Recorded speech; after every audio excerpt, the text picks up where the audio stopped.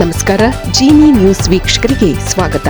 ಕಾಲ್ತುಳಿತದಲ್ಲಿ ಗಾಯಗೊಂಡಿರುವ ರೋಲನ್ ಗೋಮೆಸ್ ಹಾಗೂ ಸಿ ವೇಣು ಅವರು ನೀಡಿರುವ ದೂರುಗಳನ್ನು ಆಧರಿಸಿ 2 ಎಫ್ಐಆರ್ಗಳನ್ನು ದಾಖಲಿಸಲಾಗಿದೆ. ಕಾರ್ಯಕ್ರಮದ ಆಯೋಜನೆಯ ಹೊಣೆ ಹೊತ್ತಿದ್ದ ಈವೆಂಟ್ ಮ್ಯಾನೇಜ್ಮೆಂಟ್ ಕಂಪನಿ ಡಿಎನ್ಎ ಹೆಸರನ್ನು ಕೂಡ ಎಫ್ಐಆರ್ ಅಲ್ಲಿ ಸೇರಿಸಲಾಗಿದೆ.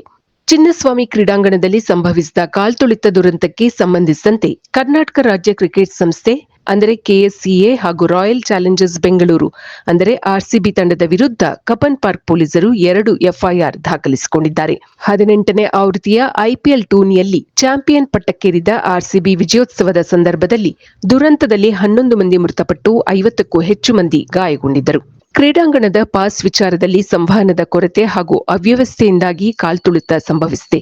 ಇದಕ್ಕೆ ಆರ್ಸಿಬಿ, ಡಿಎನ್ಎ ಹಾಗೂ ಕೆಎಸ್ಸಿಎ ಕಾರಣ ಎಂದು ಘಟನೆಯಲ್ಲಿ ಗಾಯಗೊಂಡಿರುವ ರೋಲನ್ ಹಾಗೂ ವೇಣು ಅವರಿಬ್ಬರು ಆರೋಪಿಸಿದ್ದಾರೆ.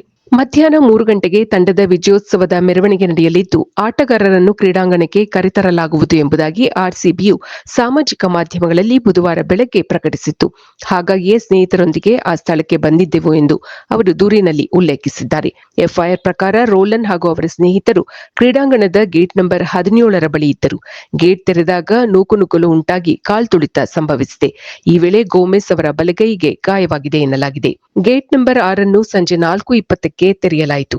ಭಾರೀ ಜನಸಂದಣಿಯಿಂದ ಕಾಲ್ತುಳಿತ ಸಂಭವಿಸಿತು. ಹಲವರು ಕೆಳಕ್ಕೆ ಬಿದ್ದು ಅವರ ಮೇಲೆಯೇ ಜನರು ನುಗ್ಗಿದ್ದರು ಎಂಬುದಾಗಿ ಸ್ನೇಹಿತರೊಂದಿಗೆ ಸ್ಥಳದಲ್ಲಿದ್ದ ವೇಣು ತಿಳಿಸಿದ್ದಾರೆ. ಇದು ಈ ದಿನದ ಸುದ್ದಿಗಳು. ನಿರಂತರ ಸುದ್ದಿಗಳಿಗಾಗಿ ವೀಕ್ಷಿಸುತ್ತಿರಿ ಜೀನಿ ನ್ಯೂಸ್. ನಮಸ್ಕಾರ.